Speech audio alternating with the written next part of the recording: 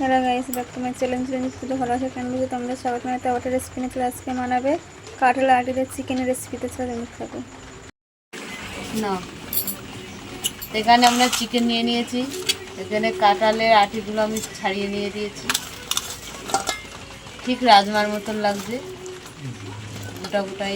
একটু কড়াটা বসে দিয়েছি, কড়াটা গরম হয়ে গেছে, তেল দিয়ে দিলাম, শুকনো লঙ্কা দিয়ে দিলাম, দুটো এলাচ দিলাম, আর দারচিনি দিয়ে দিলাম, গোটা জিরে দিয়ে দিলাম, পেঁয়াজ কুচি দিয়ে দিলাম,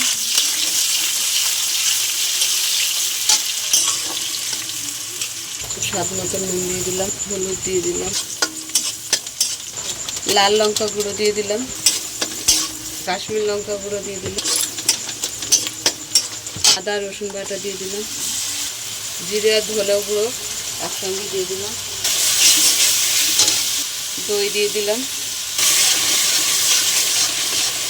আমি এবার চিকেনটা ঢেলে দিলাম, কাঁঠালের আটির বীজগুলোও দিয়ে দিলাম, ভালো করে কষে নেব। আমরা ভালো করে কষে নেব।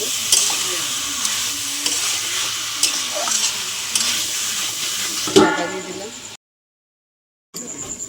ঢাকাটা খুলে দিলাম। চিকেন থেকে তেল ছেড়ে দিয়েছে, জল দিয়ে দেবো। জল দিয়ে দিলাম, তো চাপা দিয়ে ভালো করে কষে নিয়েছি। আমি জল দিয়ে দিলাম, আবারও চাপা দিয়ে দেবো, আরও চাপা দিয়ে দিলাম, ঢাকাটা খুলে দিলাম। চিকেনটা হয়ে গেছে কাঁঠালের বীজ দিয়ে।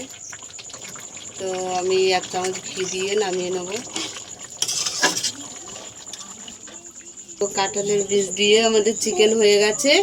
তা তোমাদের কেমন লাগলো বলো, ভালো লাগলে লাইক করে দেবেন, শেয়ার করে দেবেন, সাবস্ক্রাইব করে দেবেন, আমাদের পাশে থাকবেন আর ভিডিওটা অবশ্যই দেখবেন। টাটা।